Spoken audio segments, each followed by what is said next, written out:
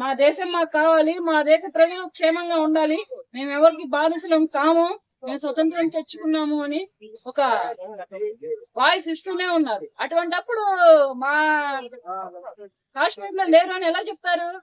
ఇది ఫెయిల్. అంటే ఇప్పుడు అందరం కలిసి మెలిసి ఉందాం అంటున్నారు కదా, మరి వద్దు వద్దు అనడం కరెక్ట్ కాదు కదా. కలిసిమెలిసి ఉందాం అనుకున్నాడు దాడులు ఎలా చేస్తాడు, ప్రాణాలు ఎలా తీస్తాడు? రీజన్ ఎక్కడ పోయింది? లాజిక్ ఎక్కడ మిస్ అయ్యారు? కలిసిమెలిసి ఉందాం. మన ఇండియన్ కంట్రీ వరకు మరి ముస్లింస్, హిందువులు, క్రైస్తవులు, ఏ మతస్థులైనా, ఏ కులస్తులైనా అందరూ కలిసిమెలిసి ఉంటున్నాం. మరి పాకిస్తానీయుడికి ఎందుకని ఇండియా కంట్రీ మీద ఇంత పగ, ఇంత రివెంజ్? ఏం చేశాడు వాడు ఇంతమందిని చంపి? ఎక్కడ అండర్ గ్రౌండ్ లో దాక్కోవడం కాదు. మా ఇండియన్ ప్రధాని లెక్క దమ్మున్న మొగోళ్ళ లెక్క బయట తిరగమని చెప్పి చెప్పుకున్నాం. మా ఇండియన్ ప్రధాని ఉన్నాడు కదా మోడీ గారు, ఆయన లెక్క దమ్మున్న మగవాళ్ళకి బయట తిరగమని చెప్పి చెప్పుకున్నాం. ఎక్కడ అండర్ గ్రౌండ్ లో దాక్కొని భార్య పిల్లలతోటి ముసుగేసుకొని ముండలో దాక్కోవడం కాదు. ఇంకా పాకిస్తాన్ మీద అటాక్ చేయలేదు, ఉగ్రవాదుల్ని కొంతమందిని చంపలేదు. జరుగుతుంది. ఇవాళ మార్నింగ్ స్టార్ట్ అయింది. నీళ్లు ఆపేస్తున్నారు కదా, నీళ్లు ఆపేస్తున్నారు. నీళ్లు రాకపోతే మోడీ గారి రక్తం అందులో పారుతుంది అన్నారు. ఇక్కడ నుంచి నీళ్లు ఆగిపోయినాయి, అక్కడ నుంచి ఊపిరి ఆపేస్తానని విసిరాడు వాడు సవాల్. వాడి కింద నుంచి బాంబు పెట్టి లేపేశాడు మోడీ. మోడీ అమాయకుడు కాడు, మోడీ పిచ్చోడు కాడు. వాడి కింద నుంచి, వాడి ఇంటి నుంచి మొత్తానికే లేపేసాడు. వాడాపేదేంట్రా ఊపిరి? ఎవరు ఆపుతారు? నువ్వు అసలు యుద్ధానికంటూ తెక్కపోతే మేము నీళ్ళు ఆపంగా. నీకు మాకు మధ్యలో రాకళ్ళు పోకళ్ళు బాగానే ఉంటాయిగా. అన్ని దేశాలకి ఉన్నప్పుడు నీ పాకిస్తాన్ కి మా ఇండియాకి ఎందుకు ఉంటున్నాయి పగలు ప్రతీకారాలు? మేము ఏ దేశంతో పగలు పెట్టుకోలేదు. మేము ఏ దేశంతోటి, మేము అందరితోటి బాగానే ఉన్నాం.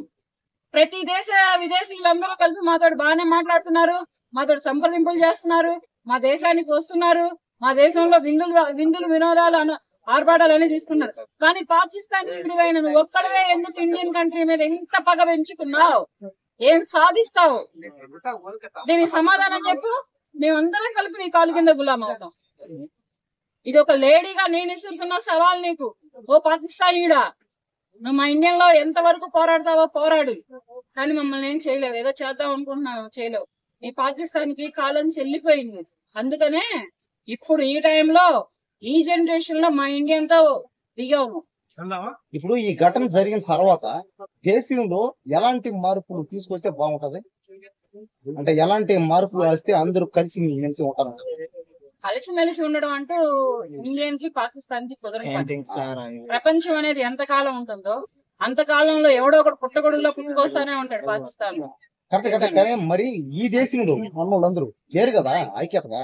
ఎక్క నుంచి అయినా ఉంటారో ఉండరని. ఐక్యతగా ఎందుకు ఉంటారు? ఎవరి కుటుంబాలలో వాడైతే ఉండడు కానీ, కుటుంబాల వరకు, ఆస్తుల వరకు, అంతస్తుల వరకు ఉండడు. కానీ ఇండియా కంట్రీ మీదకి ఎవడైనా సరే కోటెత్తుతున్నాడు, బాంబులు అణుబాంబుగా మారుతున్నాడు అంటే ఇండియన్ మొత్తం ఐక్యతగానే ఉంటుంది.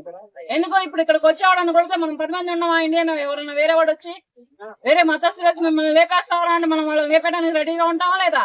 వాడు అనే లోపలే లేపేస్తాం. ఇక్కడే ఐక్యత ఉంటది. ఇక్కడ ఒక తల్లి కడుపులు పుట్టక్కర్లేదు, ఒక ఇంట్లో పెరగక్కర్లేదు, కానీ ఐక్యత ఉంటుంది. ఐక్యత లేకుండానే భార్య పిల్లల్ని వదిలి, తల్లిదండ్రులను వదిలి మన దేశం కోసం సరిహద్దుల్లో పోరాటాలు చేస్తున్నారా? మరి ఇప్పుడు నీళ్లు ఆపడం వల్ల పాకిస్తాన్ లో ఉన్న వాళ్ళందరికీ నాశనమే. అక్కడ చిన్నపిల్లలు ఉన్నారు, పెద్దోళ్ళు ఉన్నారు, లేడీస్ ఉన్నారు, మళ్ళీ వాళ్ళందరికీ పాపం ఇబ్బంది కదా. నువ్వు యుద్ధం ఆపే, మేము నీళ్ళు వదిలేస్తాం, మేము అన్ని వదిలేస్తాం. నువ్వు యుద్ధం ఆపేసేసి సైలెంట్ గా మాతో కలిసిమెలిసి నువ్వు బ్రతకడానికి ప్రయత్నం చేస్తే మేము మీ యుద్ధాలని, మీ ప్రతీకారాలని, మీ పగలని అన్నింటిని క్షమించి మేమన్నీ వదిలి మేము కూడా మీతో ఐక్యతగానే ఉంటాం. పోతే ఏమి తీసుకెళ్దాం, మంచి చెడు ఈ రెండే తీసుకెళ్తాం. పాకిస్తాన్ నువ్వేం కట్టుకొని నువ్వు పైలోకానికి ఏమి ఎగరలేవు. ఫ్లైట్ లెక్క మంచి ఒకదాన్ని కట్టుకుపోతావు, చెడు ఒకదాన్ని కట్టుకుపోతావు. ఈ రెండిట్లలో నీకు ఏది కావాలో ఆలోచించుకొని నీ దేశంలో ఉన్నటువంటి ప్రజల క్షేమం కోరుకొని యుద్ధాన్ని ఆపేసి వెనుదిరిగి వెళ్ళిపోతావా? లేదు యుద్ధం చేస్తాను అంటే మేమేమైనా సరే చేయడానికి వెనకాడం, మేము ఎక్కడి దాకైనా వెళ్తాం.